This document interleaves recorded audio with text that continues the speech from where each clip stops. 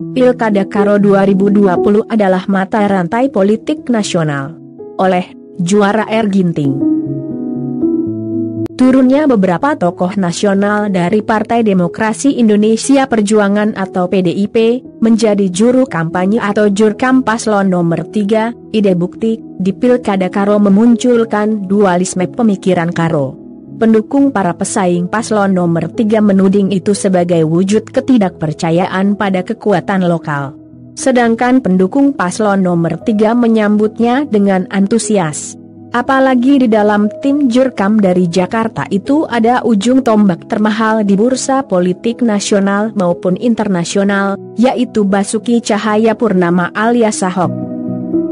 Hanya saja, komentar-komentar di media sosial Karo masih, menurut hemat saya, menempatkan perdebatannya terbatas di konteks Pilkada Karo 2020 saja. Belum ada yang menempatkannya di konteks lebih luas, semisal Sumatera Utara.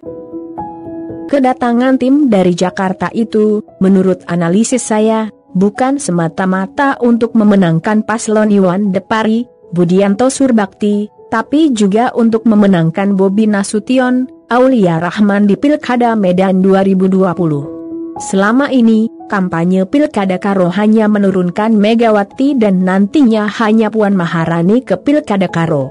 Kali ini, PDIP menurunkan pemain-pemain terkuatnya.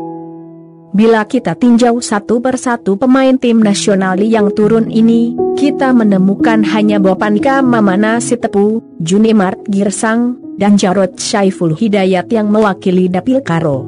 Itu pun, hanya Bopanika yang betul-betul mewakili Karo sebagai sebuah suku, sedangkan Junimart hanya Kalimubunya yang suku Karo, sedangkan dia suku Simalungun. Jarod bukan Karo sama sekali, dianya suku Jawa dari Jawa Timur. Mari kita intip nama-nama seperti Mindosianipar, Eriko Sotarugat, Marwarar Sirait, dan Adian Napitupulu. Menurut saya, nama-nama ini lebih diarahkan untuk Pilkada Medan, meskipun akan sangat relevan untuk Pilkada Karo. Mereka ini adalah orang-orang yang mengurusi organisasinya PDIP dan menjadi jembatan para pemain daerah memperjuangkan sesuatu di pusat. Adian dan Marwara misalnya, sangat dekat dengan para pengurus PDIP Kabupaten Karo. Dari segi organisasi, mereka bisa menambah antusiasme para pengurus ranting dan anggota partai itu di seluruh Kabupaten Karo.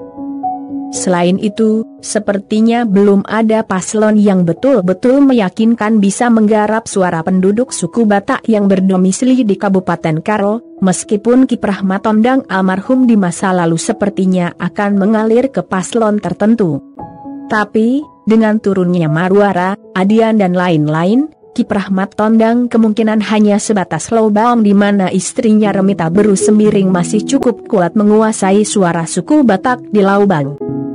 Junimart diharapkan mengalirkan suara suku Simalungun ke kandidat PDIP, terutama di daerah Sipitukuta, khususnya Kecamatan Tongging dan sebagian Kecamatan Merek, serta Kabanjahe.